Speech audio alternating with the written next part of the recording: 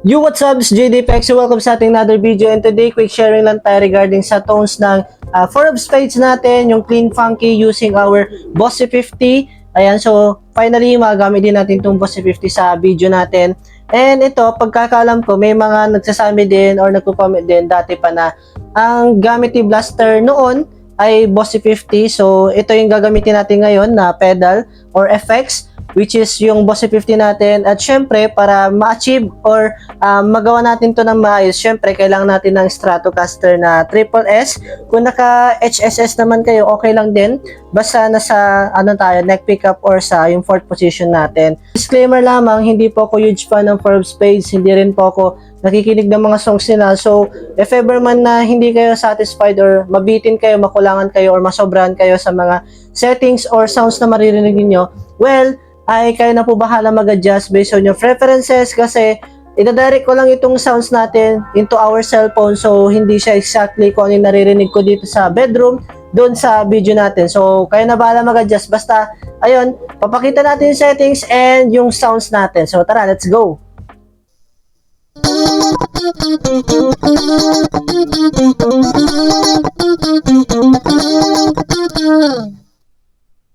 So, paano ko ginawa yun? So, first of all, dito muna tayo sa gitara natin. So, ginawa ko doon, naka 4th position ako na neck and middle pickup natin.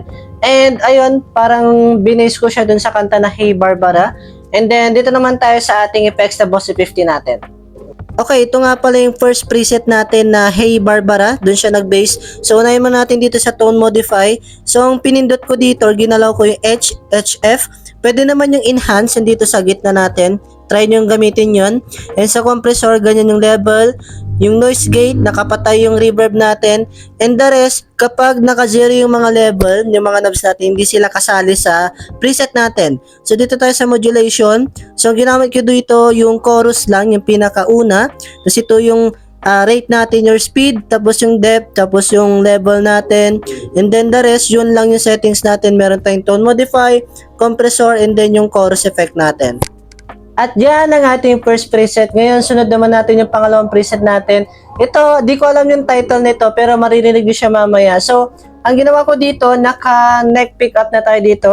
Dito na sa pinakadulo. And then, dito naman sa effects natin, may konting adjustment lang na ginalaw tayo dito, tapos pinalitan natin. So, ito yung sounds niya.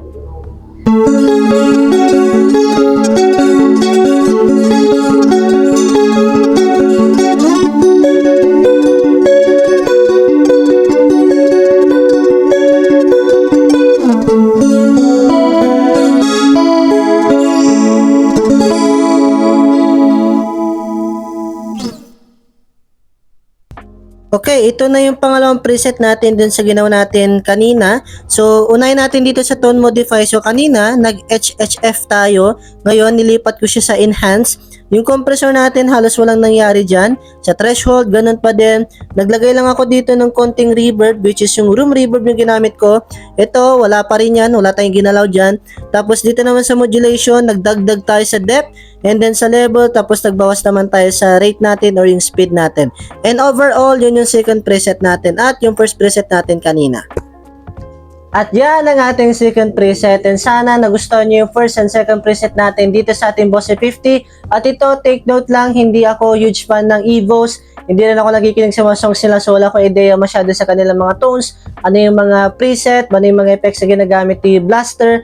And ito, ang gamit natin ngayon or pinag-record ko is directly sa cellphone. So, hindi siya exactly or accurate na kung ano yung naririnig ko dito sa bedroom ay ganun din sa ating cellphone. Again, hindi po ganun yung nangyayari kapag nagre-record ako using my cellphone. So, kayo na lang bahala humusga. Kayo na lang bahala mag-adjust based on your preference. And dito na tatapos ang ating video. And hopefully, na nagustuhan nyo yung video natin. And abangan nyo pa yung mga Bossy 50 effects natin or preset natin. Kapag may request kayo or suggestion kayo regarding sa ating Bossy 50, pwede nyo i-comment dyan sa ating comment section natin. And kita-kits ulit tayo sa ating mga susunod na video. And this is JD Pex. And keep rock on. Let's go!